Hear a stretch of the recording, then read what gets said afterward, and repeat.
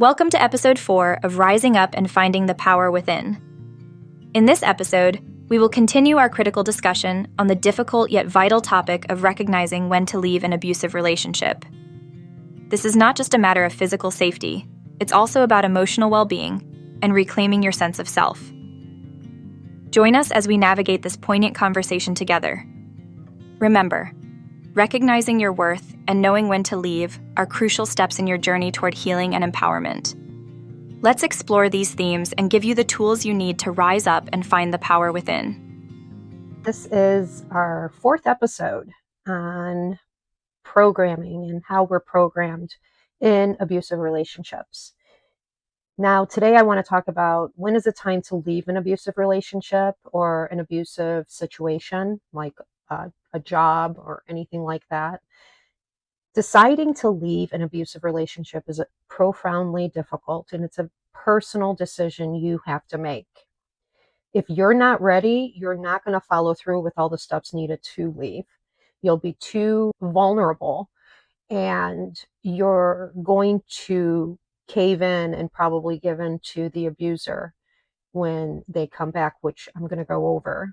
So today I want to go over the different types of abuse and when to understand when to leave, and also the internal struggles the victim often faces during this process, because we have this pulling of our heartstrings and we have this need to accommodate and make everyone happy. And we feel at this point that our actions are creating unhappiness, and that's not our intent. But what it's creating is a reaction, which is going to happen.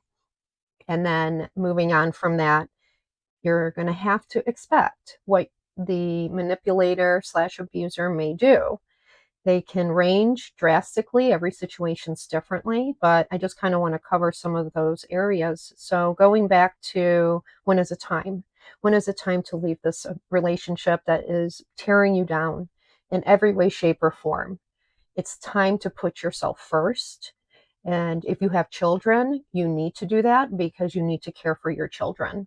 I've said to people who have been so overwhelmed in the situation and they're just wanting to end their lives or run away. And I always bring forth, look at all the players you're leaving those children with. If you can't handle it, how are they supposed to be able to handle it? So I think it's very important to take a look at your actions and your decisions and see who's being affected and who's not technically being affected. It's really the person that's creating it. But you're now in a situation that you're going to have to make a decision. It's escalated to that level. And again, it's a personal decision. You have to be ready to follow through. They say that it takes 7 attempts for someone to leave their abusive spouse. I'm not sure how accurate that is, because in my 4-year period of time, I remember doing it much more than 7. And every time I wasn't ready 100%, and I was pulled back and pulled back and pulled back again. So if there's physical violence, that, it is critical to prioritize your safety. Physical abuse can escalate, and leaving may be necessary to protect yourself from serious harm or your children if they're living in the home.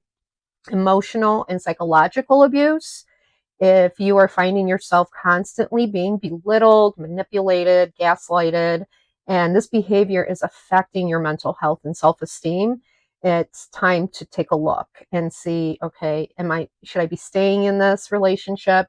Is there other options I have? Will therapy work? Probably not, because I'm not sure how many abusers and manipulators say, yeah, sure, I would love to go to therapy and acknowledge all my faults. If they're not doing it in the relationship, they're going to do a persona in front of the therapist who's going to have a hard time really looking at the true nature of this individual. Emotional and psychological abuse, if it is affecting your self-esteem, your mental health, you should talk to somebody and find out your options, which I'm going to go over some of those too. It may be time to leave, folks. They're not going to change, and your job isn't to change them. And if you're losing your life because of this situation, then you do need to reassess your decision on staying if you decide to stay. Now, the partner can also isolate the victim from friends, family, and support. It's a sign of control, manipulation. These are not healthy relationships. Healthy relationships involve mutual support and connection. If you feel cut off from your support network, literally take a look at that, because it's not a healthy way to be. We're supposed to all come together and have our family together. Some families have too much damage and they're broken, and those relationships aren't mended or can't be mended. This is where you create your own family. You create people that you can trust and have in your circle. My circle is very small. I like it that way. Everyone that's in my circle has has a gift to give me, and I have a gift to give them. And this mutual relationship of being content and trustworthy and safe has created such a beautiful life for me. And I know that I can turn to this individual for advice on this, and or this individual for advice on that. And I will share all of my information with both, but I already know that I'm going to capture a certain point of view or advice or direction from that one person because of their expertise and their background. It's always nice to have a diverse group in your circle, because you want to get those different perspectives. And the biggest thing also is fear. I don't want to leave. I'm afraid. Afraid of what? What exactly are you afraid of? Afraid of what's already happened? Well, it's already happened. If you're afraid that you're going to lose your life, then you need to take safety measures to accommodate those fears. It doesn't mean that you're just going to be out in the wilderness open to the beast and you're going to get swallowed once they feel your fear. Really taking a look at what fear you have inside. Where is it coming from? What are you telling yourself to create that fear? And are there other options of believing? Is your fear a legit fear, or is it something that your trauma mind created because of all the chaos that you've dealt with up to this point? I understand the fear tremendously. I was extremely afraid of my father. That fear consumed everything in my body. It made me sick. It made me hurt. It made me confused. I wasn't focused. I'm not sure how I got through school, because my mind was always about what happens when I get home tonight. And that's really hard. If you live in a fear environment, and your partner's reactions and beliefs make you walk on eggshells, you're trying to avoid that conflict and you're trying to appease and make them happy, it's an unhealthy dynamic. Feeling unsafe or fearful in a relationship is a significant red flag. It's not a healthy way to live. And repeated promises being broken, they always say they will never do it again, or they're sorry, or they want you to sweep it under the rug and they demand you never bring it up again. I had that more with my situation. I didn't get a lot of apologies, and I didn't get a lot of, but I got a lot of, don't even bring this up again. And that made me afraid of, if I did, what would happen. So those fears really controlled my life, and the repeated promises of change were of not really presented in my situation, but those are just them pulling on your heartstrings, because they know how bad you want this to work out. They will continuously hurt you. And it's like a fishing rod. They throw it out there and you catch on every time, because they know how and what presses your buttons, what you care about, what you need to hear from them. They have all of those masks working, and in a split second it can switch to another one. But the whole thing is making yourself aware that what you're hearing is really a way to pull you back in to hurt you again. Those repeated promises are just patterns, and they're going to do it and they're going to say it, but guess what? It's unlikely going to happen. And the next thing I want to talk about is the impact of your well-being. We put ourselves aside, we deal with the bruises, the emotional bruises, the mental bruises, the physical bruises. Those bruises, they end up going away, and we start to make light of them because we don't want to think about them. But those bruises exist because every time you get a bruise, you are creating something in your biological system that is causing pain. It could be sickness, it could be stomach aches, it could be ulcers, headaches, migraines, cancer, so on and so forth. So as you're doing this, you need to stop and think, am I really taking care of myself? Because what's happening is a huge impact to your body. And if the relationship is negatively impacting you physically or mentally, it is highly considerable to leave. You are diminishing all that you have left if you continue staying. And this can manifest also into anxiety and depression, those physical symptoms, and this general sense of hopelessness. Why get out of bed? What am I getting out of bed for? And that's understandable when you're in the healing process, but when you're in this other process of trying to escape and get out of a situation and you fall to that level, you need to stand up, get up, and start working for yourself. If we don't work for ourselves, no one will. Every single one of us has some sort of issue going on. Now, do we have helping hands out there that can create, have a little bit of their time to help us? Absolutely. But the hard work needs to be done by you, by you preparing yourself for victory, to get out of there so you can breathe again. And you have every right to take care of yourself. If you don't, who will? This individual is tearing you apart. This is a prison. What internal struggles do we face?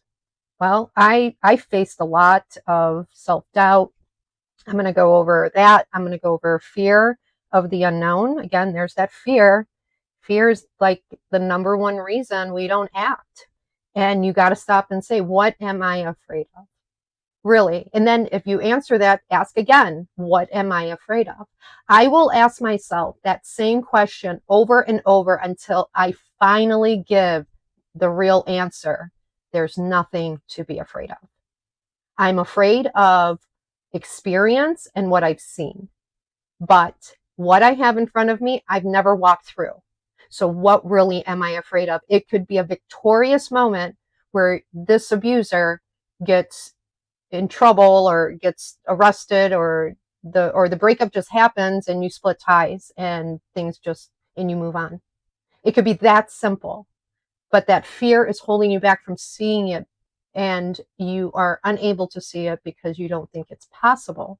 They have developed this huge hopelessness, and you're just living it, but you have to understand you don't have to. This is a choice we make.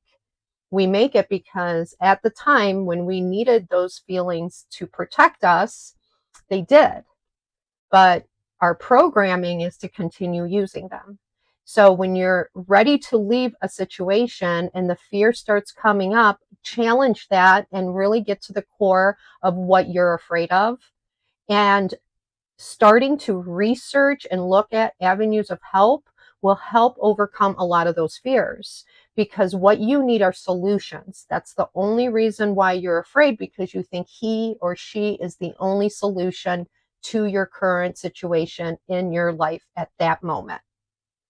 And you are living it as if they own you, and they don't. So take your power back. Start realizing that you're going to go against your fears and you're going to prove them wrong, and start doing some really healthy self-talk and building that strength. And I'm going to tell you that I failed and I failed and I failed, but I never gave up. I found alternate routes, but again, I needed to give it space. I couldn't do it right away. My body just took a whole courage attack.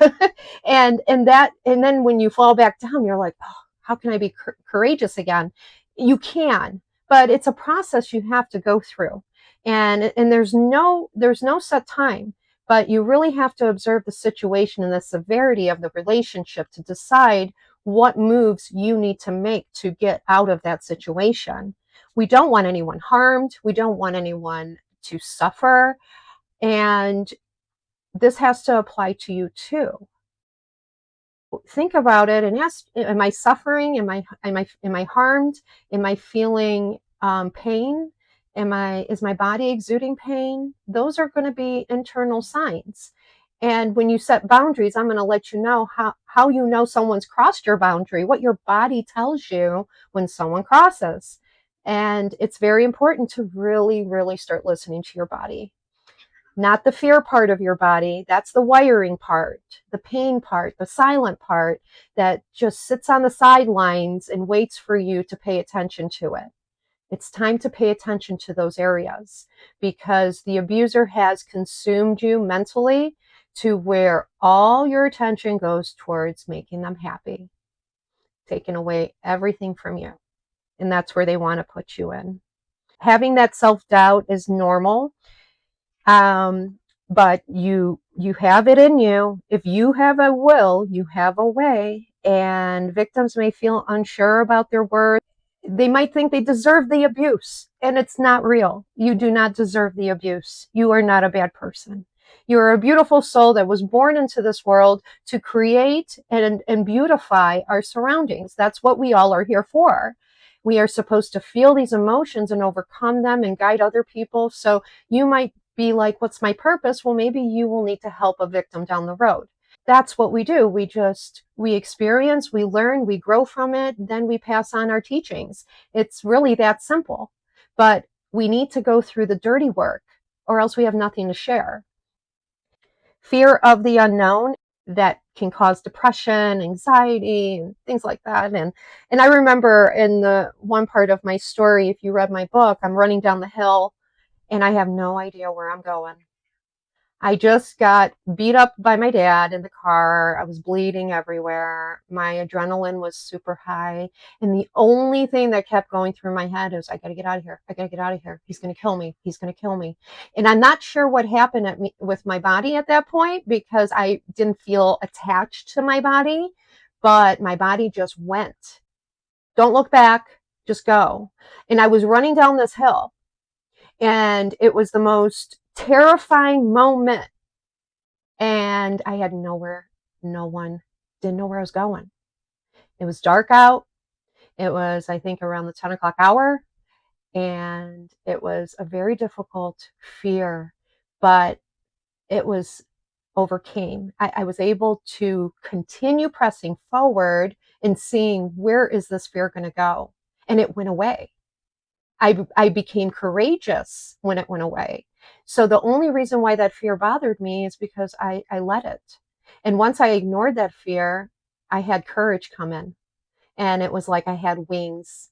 And that's what happened with courage.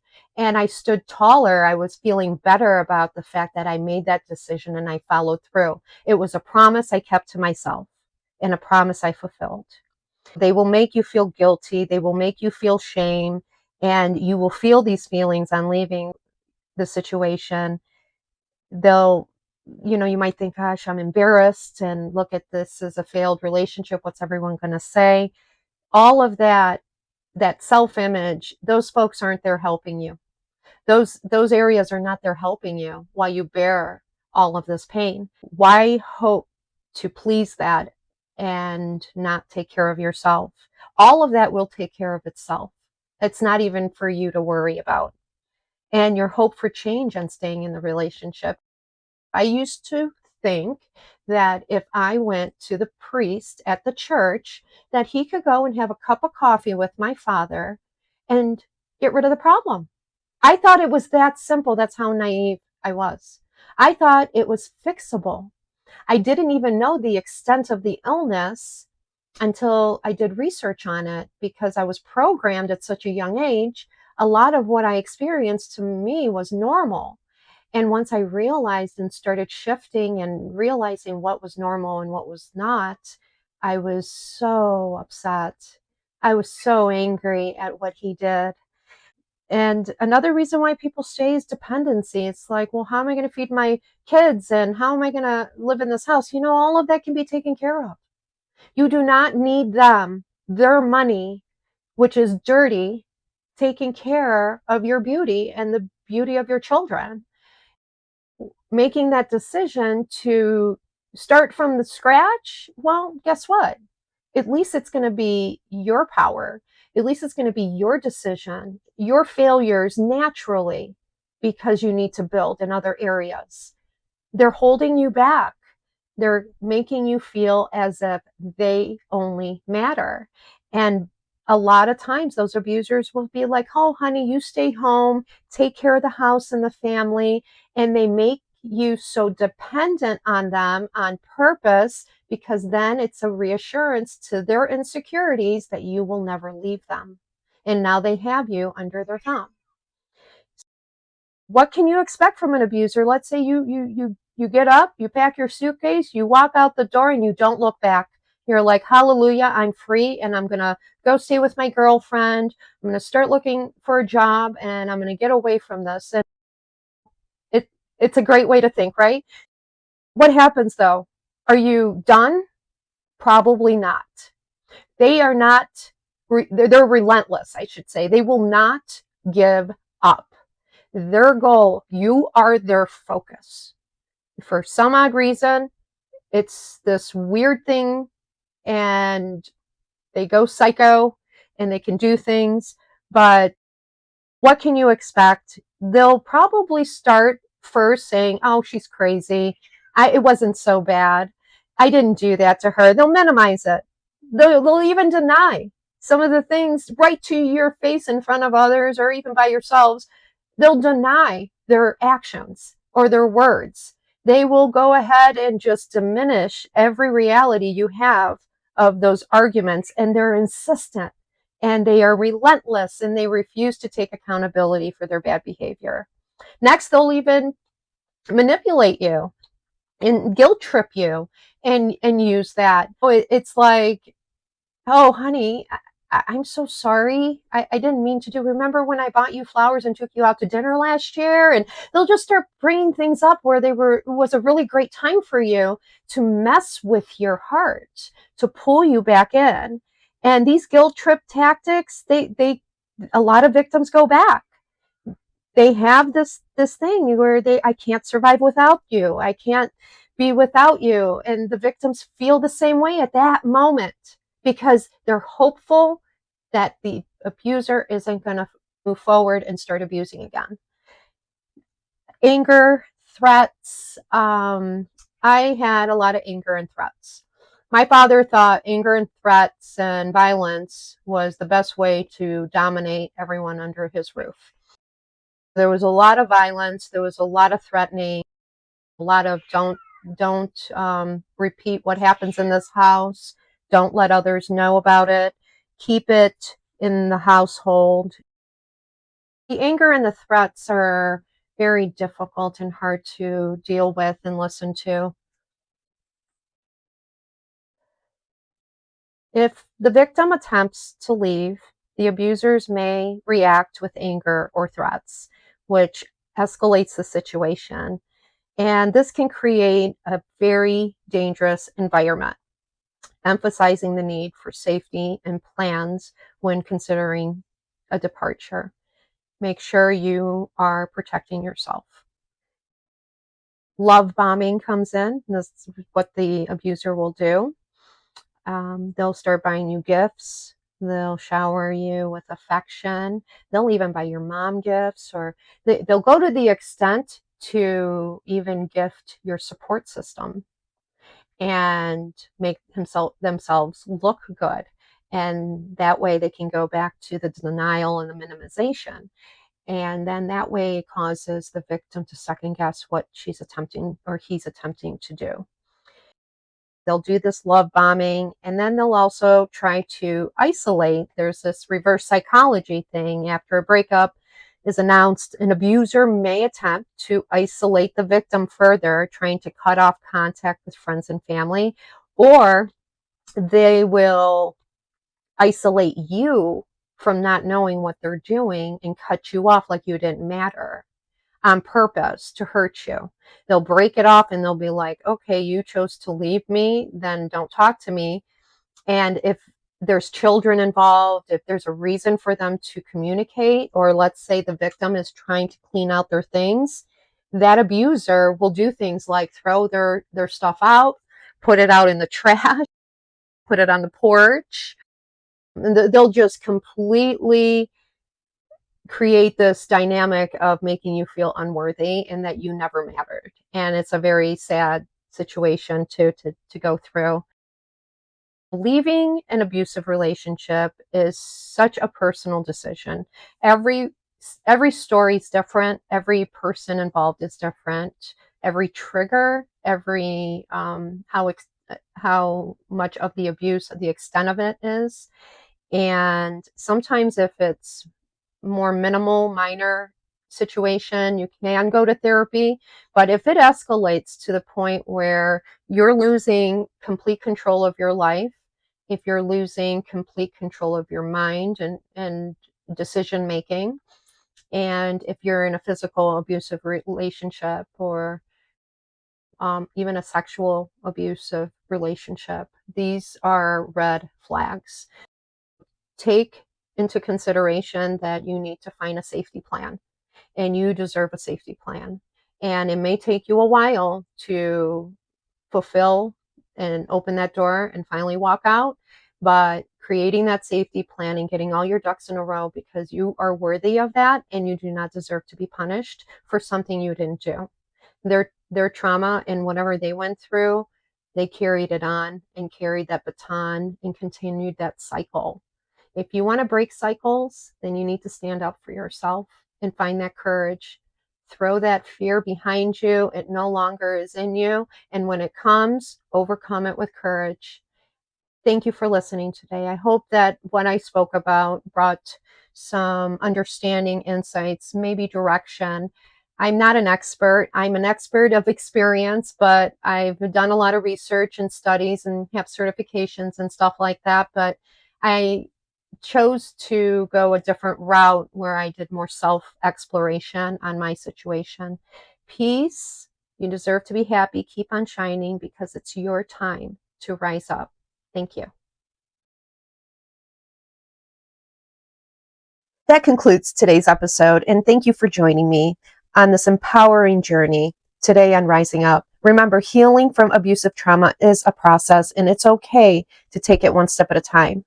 Each episode, I hope it will provide you with insights and tools and encouragement that you need to reclaim your power and find your voice. If you found this content helpful and inspiring, please consider subscribing to my podcast and also liking, so that way it reaches out to more people like you and me. And also comment below. Let me know of your thoughts, and if there's anything that you want me to talk more about. If you have any questions, that would be wonderful. Right there in the comments is a great place to go. You could also go to my website at www.risingup-nancypusateri.com. I have my email on there, my phone number. You can text me. I'm open to any type of conversation as long as it stays within the parameters of what I'm talking about. And remember, you're not alone in this journey. Together, we can rise up and find the power within to heal. Until next time, take care of yourselves and be kind to one another. Thank you.